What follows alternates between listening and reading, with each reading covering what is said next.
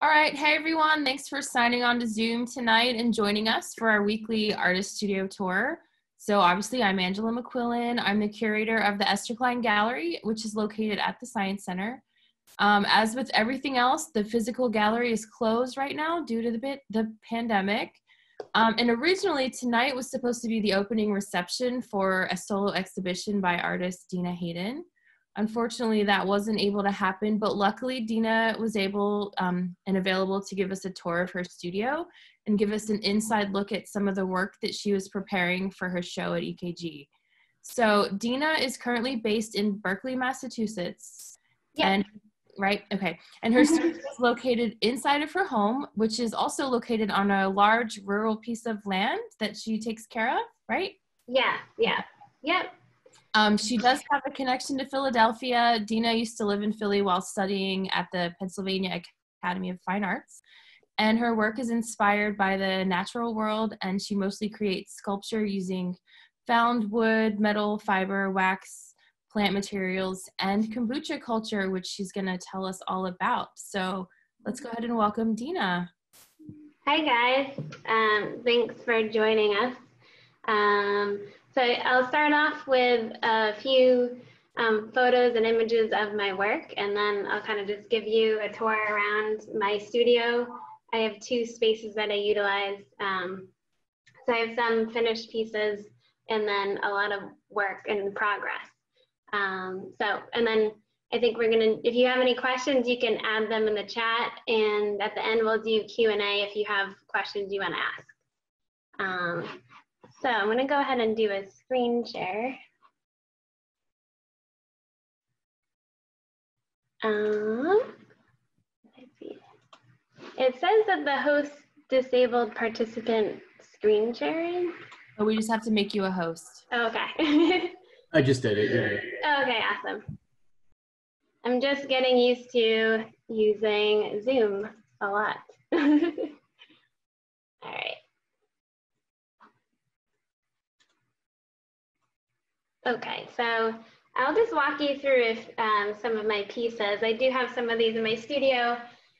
My work is very fragile and fine, so it's a little hard to see through video, so we thought maybe some photos would help.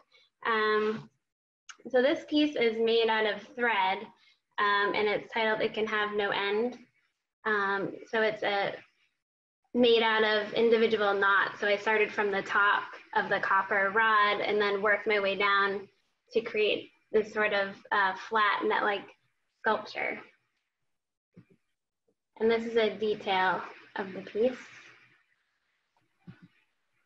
This piece is called For Us. And this is made out of a root ball basket. So a lot of the work that I make is created from found material. So this piece was, I found this metal root ball basket on the land that I live on. When I pulled a tree had died, I pulled it out of the ground. So I wanted to utilize the metal and respond to it in a way that would kind of bring life back into the root ball basket where the tree had died. So I used it as a vehicle for light to permeate through the piece. And you can kind of, in my studio, you can see how the light kind of filters through it. So this is made out of interfacing, which is hand dyed. And interfacing is what goes inside of a coat or like a sweater to make it warmer or stiffer. So I utilize that material and dye it and then create small little, I call them little pockets, but they're kind of like little bowls out of interfacing. And this piece is titled Time Is Not Linear. And you can see there's a little kombucha cup on the left. This is a piece of found wood I found on the beach. And then there's a wax cup at the other side. So I'm just speaking to, again, using light and certain materials to utilize the light to either go through the piece or where the light can't go through it. So using the polarities between the two, kind of like a balancing scale here. And this piece is titled As Time Passes, I Begin to Remember that I forget. This is a found piece of metal that I found again on the land I live on here. And this is, everything else is made out of kombucha culture. So I grow the kombucha culture. I have a few pieces I can show you here too. And then what I did here was I sewed together small bowls of the kombucha culture and then sewed it into this piece so the light could come through. How big are those tiny cups? Like how big is that piece? This piece is about 4 feet wide, the entire piece. The cups are about 1.5 inches to 2 inches wide. So I use, it's like the tip of my thumb is kind of how I usually like mold it. And what's really fun about using the kombucha culture is you can see when the light moves through it, it has like this amber type of glow. When I first started making work like this, most of my materials I want to create so that they can go back into the land and not create pollution. So I was very mindful of creating pieces that could just go back into the earth. And the kombucha is a great material to use because you can grow it. It's also living. So it's a form of a living sculpture. So this, yeah, I could break it back apart and then regrow kombucha from it at any point. So it's, even though it's dried up, it's still living and you can bring it back to life to create more culture. This piece is titled Breath. This is also, these are the pieces on the top are made out of kombucha culture and they're hand sewn. You can see the detail here. And then it's a piece of wax. I have it in the studio here that's chiseled. And I inserted kombucha pouches. And I was thinking about at that time our breath and how much air could kind of fill up as like if air was to move through these kombucha pouches. And this piece is titled In Reverence. Again, this is another root ball basket that I found on the land here in Berkeley. And then I came across some sheep's wool. And so I wanted to create a piece that had like a kind of like a brushing effect, as if like an animal had passed by a fence and it caught into it. But it created kind of this design, again, having the polarity of like warmth and with the fiber, but also like the absence and rusting and decay. This piece is called Return Again. And this is also made out of kombucha culture in the similar fashion. I grew it and then created these small bowls. In the middle, wax cups are in the center, again, to create that like a duality between the light that's shining through the middle, but also like the amber light that's still shining in the ring. And this piece is in my studio, it's on the floor. So a lot of my sculptures I put on the floor because to me, it's like it has a relationship to the ground. So the title Return Again is kind of like calling back some sort of like memory or spirit you would want to return again. So like bringing that light. And this is a detail.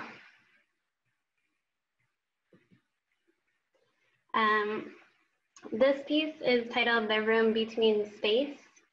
And this is a pitcher plant. I don't know if anyone has grown these before, but they're pretty cool. They actually eat bugs.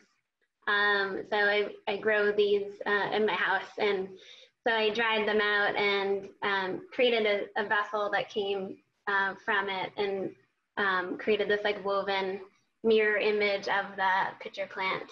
And in these series, I'm thinking about the life that passed through the plant and that has gone, but how can you remember it and bring something back to life where it's kind of in between states. So that vessel where you can kind of see through it, but still see the form, and then the threads that hang from it, like creating some sort of energy. And that's a detail. That's a really beautiful plant. I know. Mine actually died last winter, so I'm in search for another one, but they're pretty cool to grow. And this is just another piece that's in the same, created the same way, but more about, it's more about like the hanging I was thinking about, and like the stretch of life.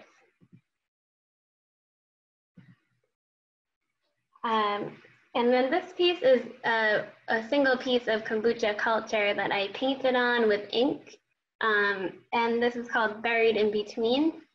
So it has very transparent, it's very thin, and the ink was a way of like permeating the surface so that you could not see through it again. So I play with that concept a lot, like blocking the light or not blocking the light. And this is one of my recent pieces that's called Fell Through. And this is, again, kombucha culture with metal wire and wax. And this was a really interesting piece to make. It was kind of haphazard how it actually hung and draped and dried like that, which I thought was pretty awesome. I was excited to capture that gravity. Did you paint that coloring on there, or did that happen just naturally? Yeah, that's natural to the kombucha. So it's pretty amazing. And all these pieces is in person, it's a little bit easier to see, but each batch is very different in color and in thickness. So this was naturally came out this color, which I was excited at. I don't know right now. When light comes through it and hits the wall, it makes this amazing orange light. And this is, and I Understood, which is a similar piece as the last one. Is that a hole in the middle of it? Yeah, so this is a hole, and that's a wax vessel that I inserted inside of it. Same thing as this one has a wax vessel. So it kind of like sinks into it, and you can see the light coming through it. And it's a hard wax. So these photos are just some studio shots that are works in progress. So I have been working on a series of dried flowers that I've been creating these weavings from, and then with strands of thread, again, to embody the life that was within the flower as it's dried and is just a vessel now.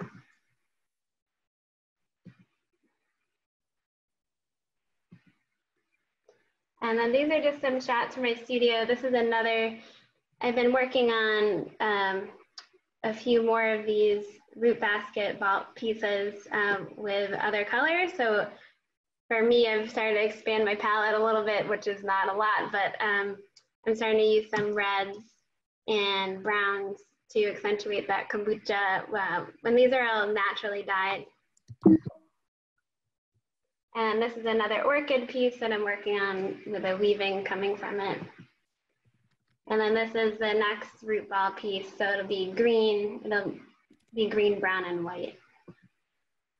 And then I just threw in a few images of some installations I've done.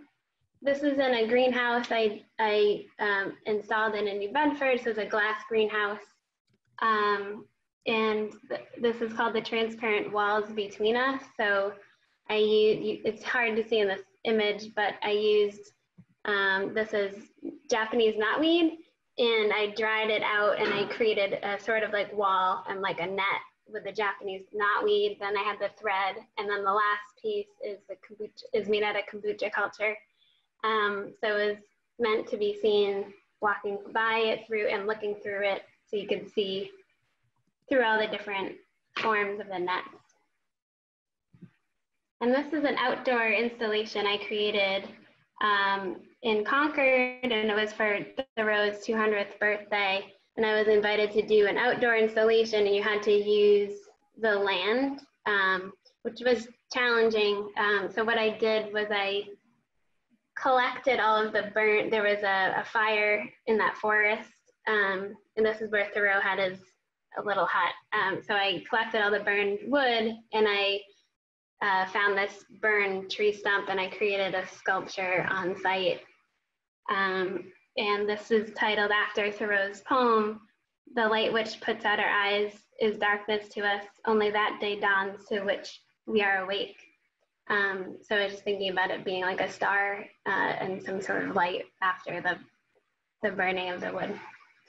So that's what I have for my images. I don't know if anyone has any questions about that before I... We've actually been getting a lot of questions about kombucha.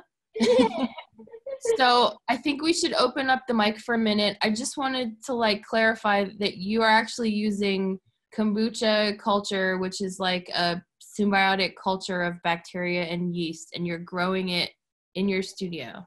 Yes. Okay. Yeah, and I can stop the screen share. I have a few, like I have some pieces I brought out here. So this is like an example of one of the pieces that I've grown. And then this is another kombucha piece that's totally dry.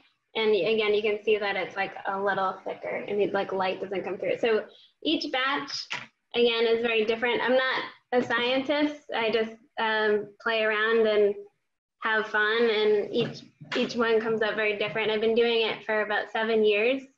I became really sick from using chemicals in my own materials for my artwork. So I really needed to think hard about how I was going to create art that was meaningful and what was going to look the way I wanted it to look. So I had wanted to create pieces out of rubber.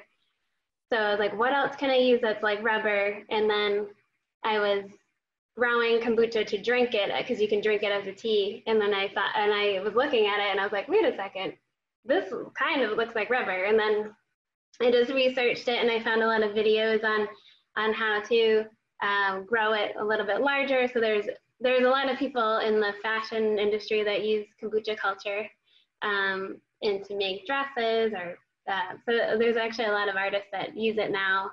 There was an artist in residence at MIT that I think had it done to more of a science, using the labs there and working with the scientists at MIT. So, you know, I'm always looking to connect with other kombucha enthusiasts, but it's just, for me, it's fun. It's like a celestial type material that feels like working with plants in some way. I also read an article recently about people who are growing kombucha and weaving in other materials into the layers, like proteins or just other like Oh, cool. And I think by doing that, they're getting like a substance that's almost close to like plastic. So yeah, they can use it for real, you know, manufacturing purposes. Yeah, I can see just the amount of the different types of all of the different ways I've been able to use it. I've even been able to make a sort of like a honey type consistency out of it and like paint with it to create some like almost like a glue coating. The only thing that I haven't figured out yet is it absorbs water. So that's a problem if you are really... It's not archival. Yeah, exactly. If you're going to use it for industrial reasons, or, you know, I don't... I think that's also great too. I mean, for your purposes, because you said you don't want to create artwork that just becomes like more plastic or more things to put into a landfill or whatever. So, I mean, not that your art goes into a landfill, but, you know, you're not like generating new waste. Yeah. Yeah, and I think, and it just feels like one of the materials that I work with that feels right, and I can consciously utilize it and not feel bad about it, and feel like it provides other things to the earth if I was to put it back into the ground. So some of your pieces, it looked like you made little pouches. I know that you can really only grow kombucha on a sheet, right? So how do you create some of those structures? Yeah, so when I grow it, I have tubs in my basement that I've made that are all different sizes. So the kombucha culture will grow to whatever size of the container that you have it in. So the largest sheet I've grown is about 4 feet by 6 feet. Wow. That's very challenging. Like you have to, especially if you're not in a lab where you're monitoring, where you can monitor the environment with the humidity and exactly where you're putting into it and make sure there's not mold growing. Mold is the biggest issue with growing kombucha. So especially at that scale, you're growing it. When I grew that piece, it took me 3 months to grow it. So you're making sure that that has airflow and mold isn't growing on it, and then it's growing evenly and you're feeding it. So, but again, it's if you like those kinds of things, it's exciting to grow this material that you can then make art with or utilize in a different way. But so that I take the sheets out and then I hang them to dry. I usually use sometimes I just use like a simple like clothesline or like a hanger. I also use boards, so I'll pull out the piece and then I'll dry it on a wooden board so that the water is absorbed a little bit. And then you don't want it to completely dry or else it will get stuck there permanently. So you want to make sure you lift it off before it completely dries and then you air dry it. And then at that point, you can utilize the kombucha culture when it's the consistency that you want to use it. So you can actually mold it over other objects to create like a mold. So I've created molds out of a tree stump. I've casted with kombucha culture and then dried and kind of just like take it off. So it's like a vessel. But you can also dry it out completely and then use it and sew into it. So I've used thread through it. So it's pretty resilient. And I still have pieces that look exactly the same after 7 years, and you have to watch it. You can't like put it in a cardboard box and put it in your attic or something. So are there variations in color, or do you have like special formulations for different types of kombucha that you make? Yeah, so the key to the color is how much tea you add into the mixture. So if I want to make a dark culture, I'll add more black tea. So that's what I'm using. I'm using black tea. I think other people, you can use green tea and other teas.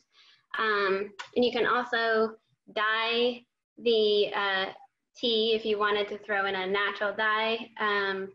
You can also dye the culture after you've grown it. It takes dye really easily. So you can then dye it with like indigo or whatever, or any other natural dye or a permanent dye.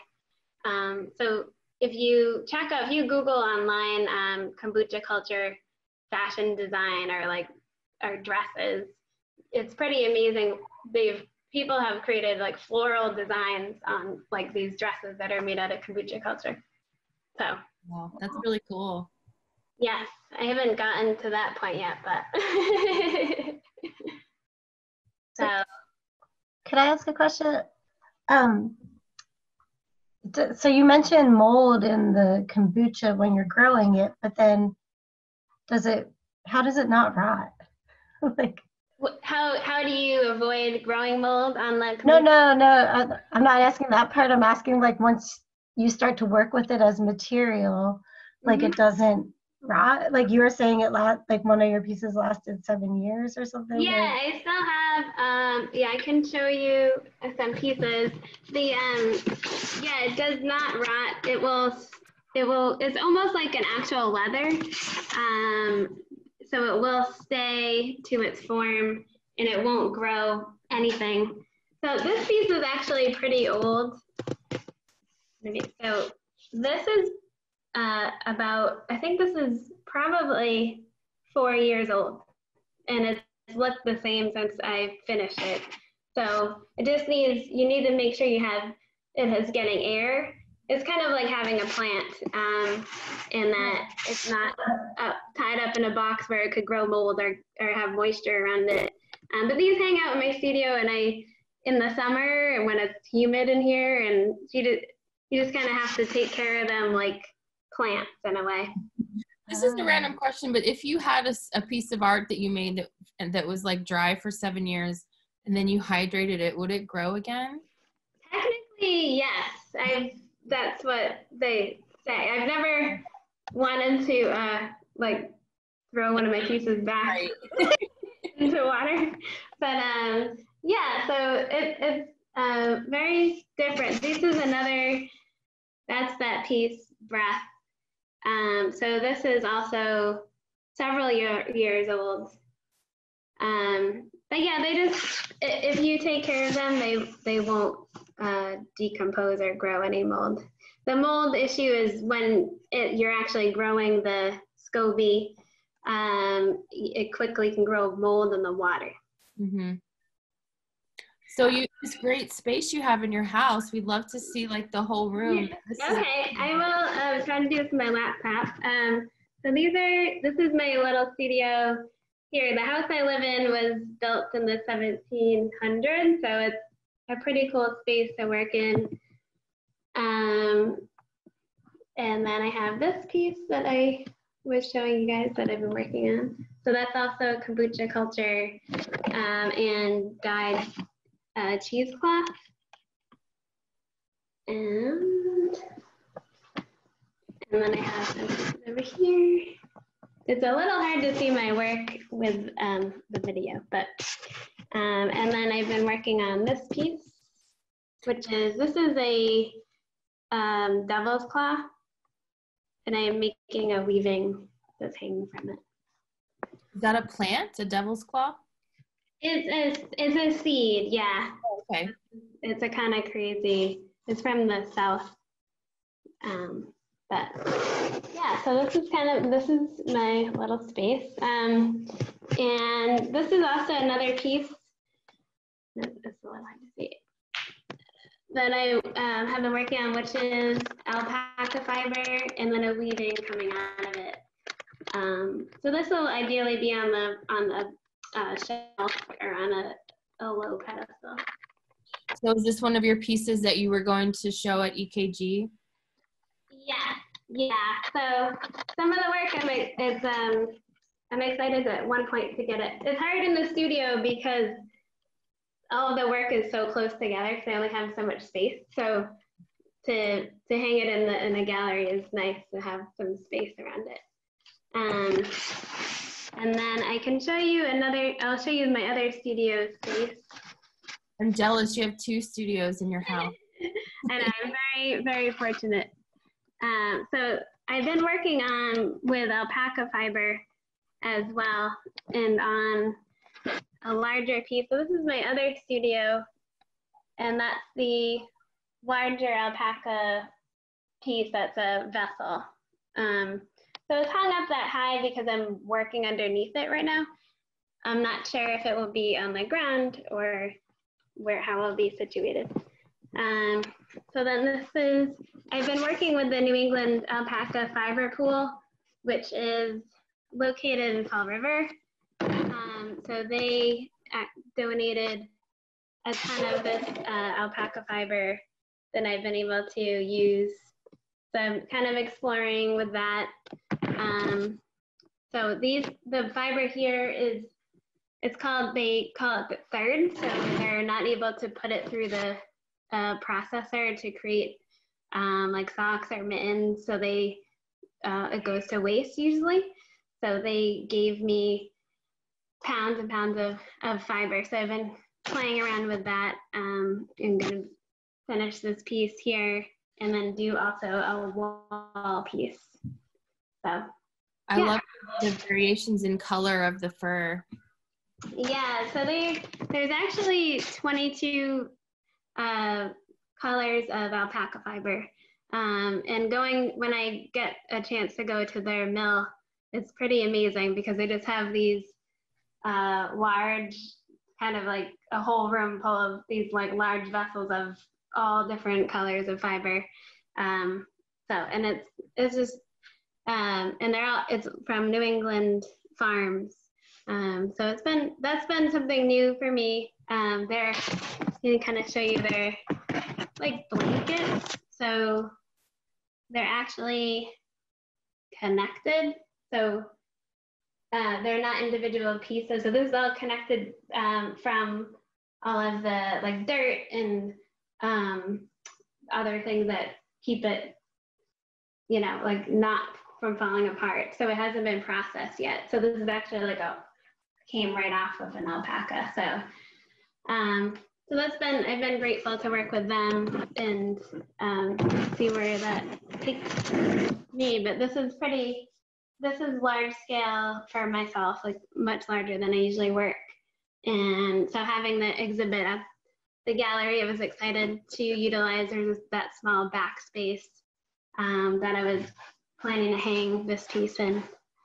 I love the underlying themes in your work, how a lot of the materials you use, like kombucha or alpaca, they still all have like this translucent quality. So even though this is like a fiber, it's totally different to your kombucha, it still has that like luminosity effect. Yeah, it's pretty amazing. Like, and that's why I've really enjoyed working with it, because and I've been able to play around with like how much you can see through the piece to the other side. But I want to refine some of it so that I want to still keep some of the holes so you're able to see in. And then using this the black alpaca here, which is not transparent at all. So, and try to weave that in a little bit stronger. But yeah, so it's been really fun to play around with. I have so much of it that I have the opportunity to play with it and not be worried about ruining something. So that's interesting, because one of my artists in residence at the BioArt residency here at the Science Center also acquired 200 plus pounds of alpaca fiber through her residency. And when you get it, it's completely like dirty, right? It has like hay and poo. Yeah, it's so dirty. That's why I separated most of my other work. I kept the other work in that studio so I could just keep the dirtier material in here. I'm trying to see if there's, there's, but yeah, this has, like, you can see, it literally like has hay in it. But what I did was my neighbors have a huge chest freezer. So I brought, every time I got a bag, I would bring it over there and freeze it so that I killed off any bugs or anything like that that might be in it, because I'm not putting it through any processing like the heat they're using or washing it with water. So do you ever spin the alpaca fiber? Not really. I mean, I have a little bit, but I haven't really gotten into doing anything like that yet. But I'm definitely interested in learning more. My background is actually in painting, so fiber and sculpture has been pretty new to me since I guess like 2010. So it's been, but it's fun to explore, and I definitely, the way that I process and think about art comes from a two-dimensional like mindset, definitely. So I think that's what I find exciting about working in 3D. So one thing I'm thinking about from looking at all of your work in your studio, we never actually got to install a show together, which we will in the near future. But how do you, everything is so delicate and seems like so almost precariously hung. How do you transport work like this, and how do you install it? Like, do you transport it and then compile it once it arrives at the destination? Yeah, so usually transporting my work is probably one of my the thing that I hate the most out of making art, because my work is so fragile. So kind of getting prepared to transport my work takes a long time. I usually I create certain boxes and crates so that things are hung and in a certain way so they're not like smashing into each other. But so getting it prepared for traveling is time intensive. And then what I do is I usually, a few pieces, larger pieces I do need to break down, and then I usually install on site, and then some pieces I recreate on site. So installation does tend to take me longer, I think, than most people. But so, and then I also am always considering the space, and when I'm installing, it's very it takes time to orient the work in the space of the light and how things are hung. And so but yeah, it's a process in itself. So we have a question. Is there any kind of activist element to your work? Or in other words, is there a specific message or theme that you seek to communicate to your audience through your work? Yeah, I wouldn't necessarily say my work is like activist based. I see my work as like a communication of like how I see the world, and it's more like a personal is political.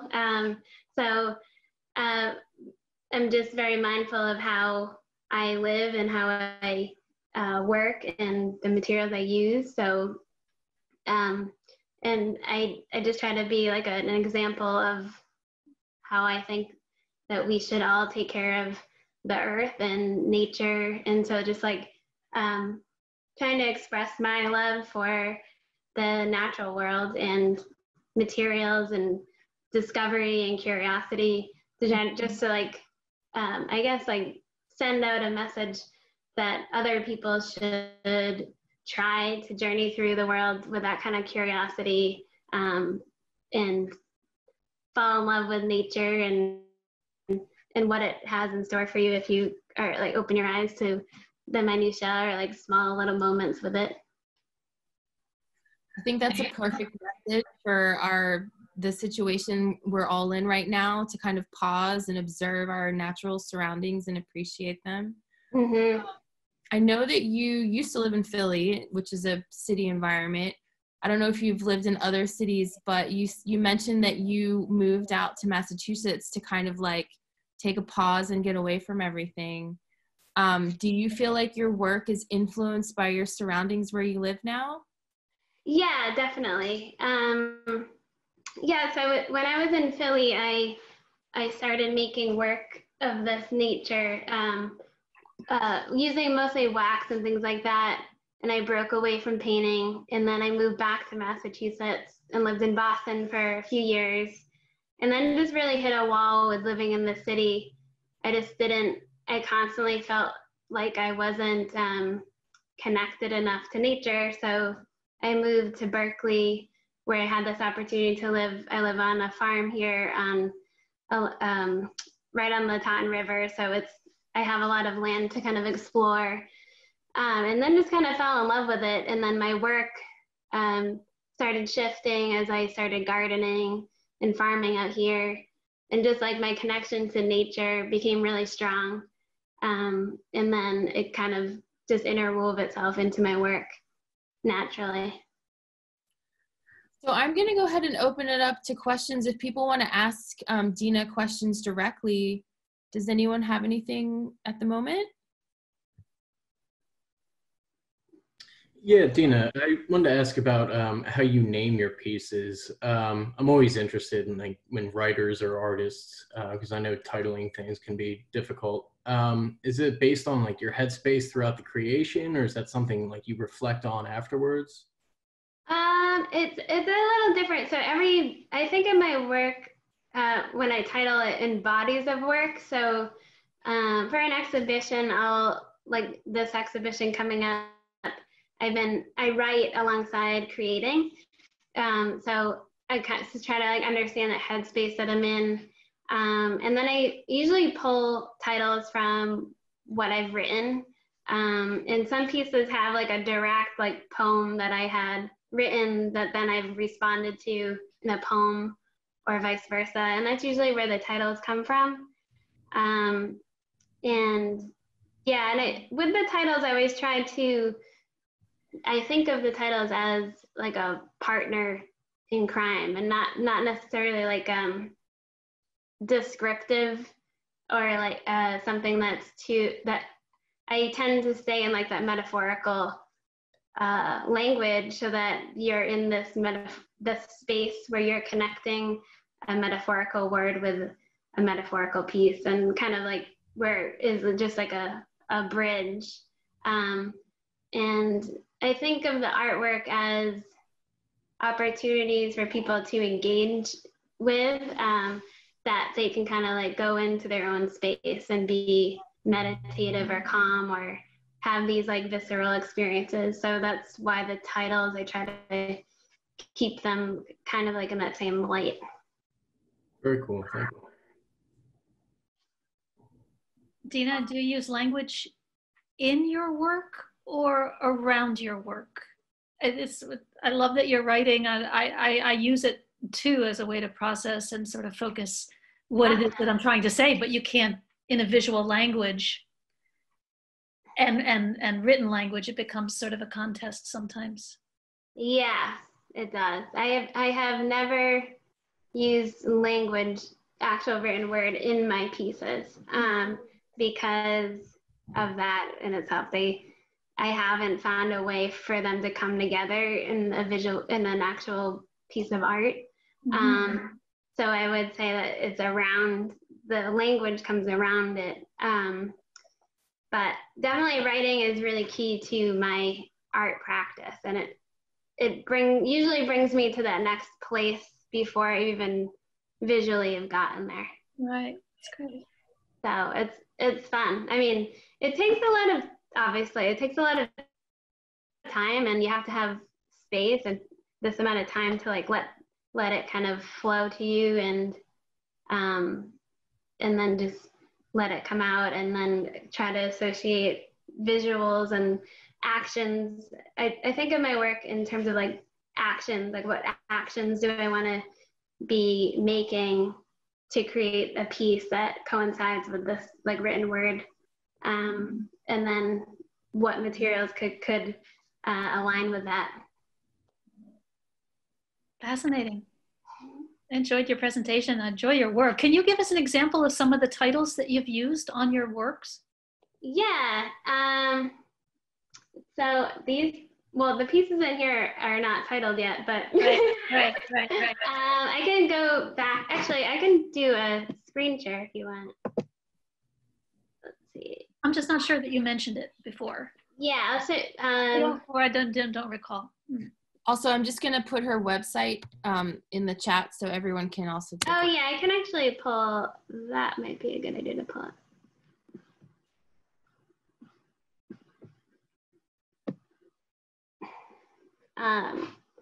Let's see. So this piece is titled "It Can Have No End." So this piece was created from an actual experience I had,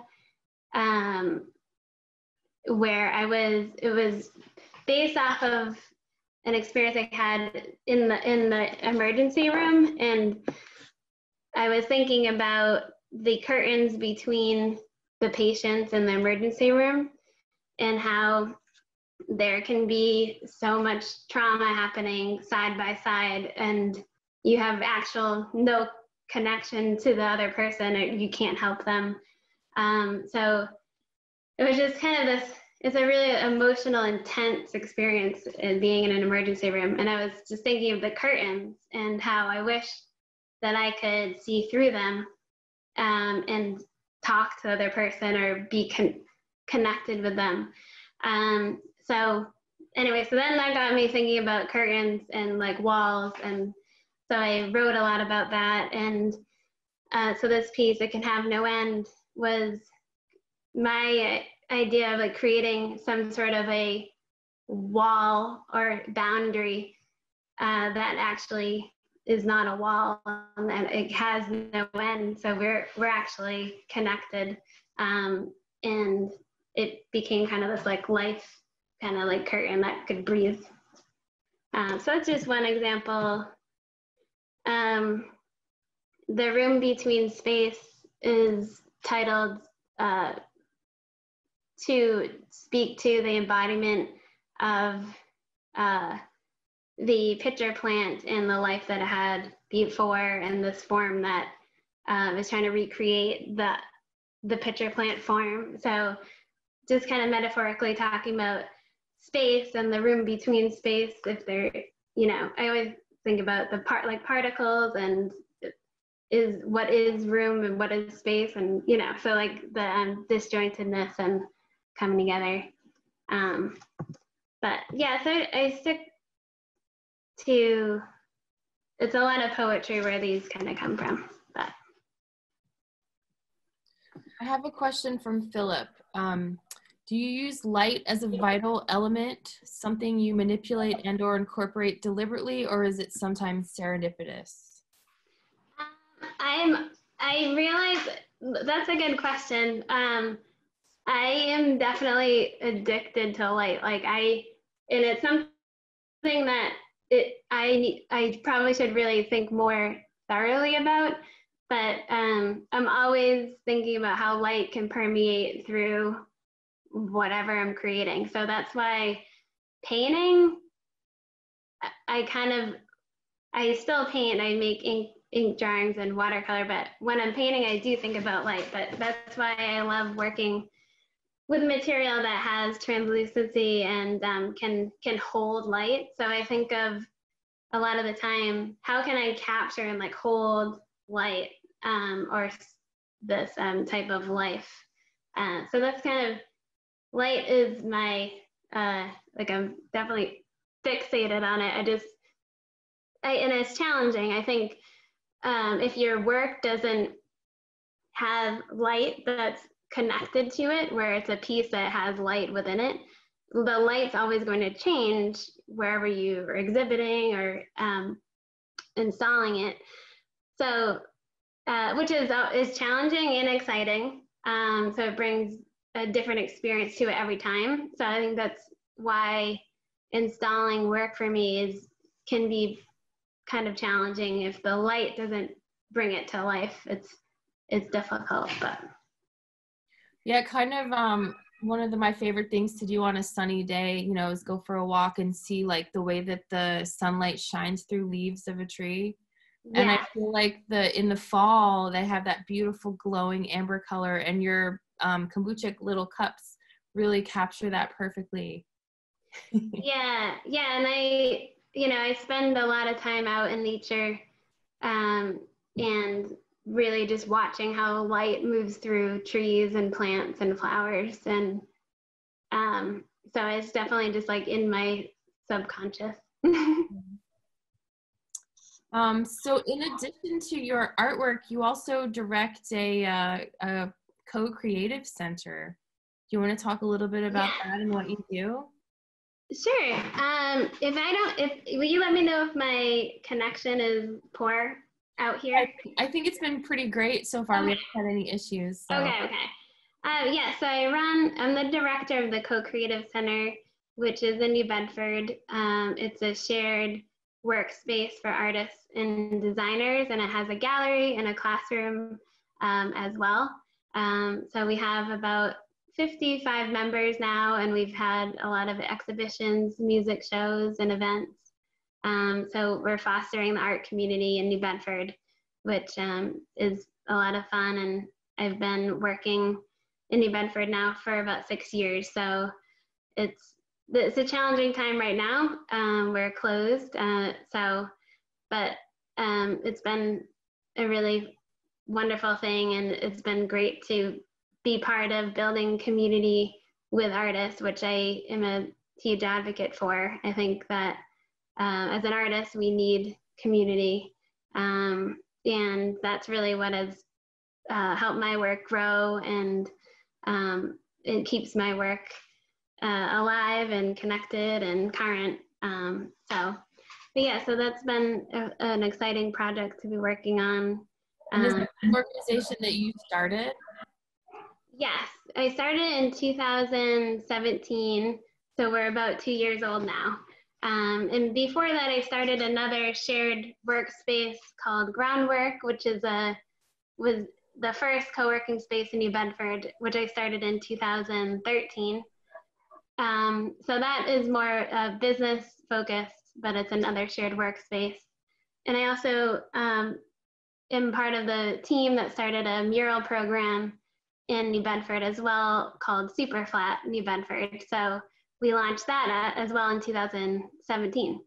So it's been a pretty busy several years. In the community, I think that's awesome. Yeah. But yeah, New Bedford it's a special place. It's a small little city on the ocean. It's a working waterfront, and there's a ton of artists that are very talented. And it has a lot of opportunity to engage and kind of launch businesses where the rent is low. That's why I can live in a place like this. So the cost of living is low, and the studio space is cheap. So it's a good setup for an artist. Definitely. Does anyone have any questions for Dena right now? I was also going to ask you about your residency at the Aramont School of Arts and Crafts that you did recently in 2019, right? Yes, yeah. I went actually, it was at the beginning of May last year, which was great. So it actually got this body of work really kicked off. A lot of the pieces that I've dyed, let's see.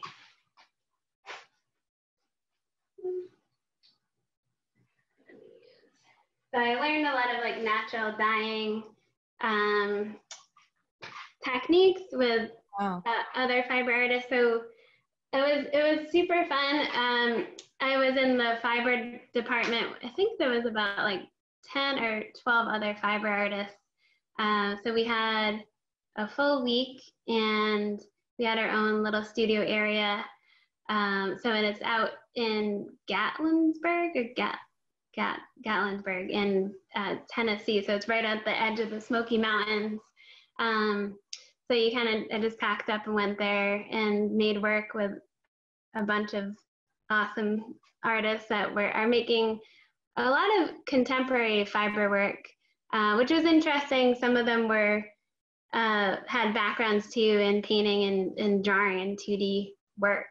So it was a really special week where you could, if you wanted to totally not, disconnect and be just grinding and making your own work, or you had the opportunity to chat and talk about your work. So very laid back, but it was intense. We made work from about 8 in the morning to 10 o'clock at night, and just kind of was just go, go, go. And they fed you, and you didn't have to think about anything except making art. That's awesome. It sounds like a dream. Yeah, I think about it now, and it does feel like it was a dream, because it's pretty awesome as an artist and not have to think of another job that you're trying to, or all the other things that come with a living that make it hard to really invest in a body of work. Yeah.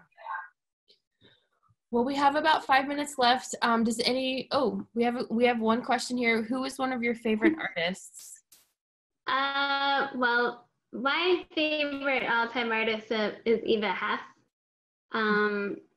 She's very influential to me. Her work really speaks to me, and her writing about her work. And then I have a lot of other artists that I really look to. But definitely Eva Hess is my number one. I love Eva. Any last comments for Dena? I mean, it's so funny you mentioned Eva Hess, because I was thinking of her work with all the plastics that she did.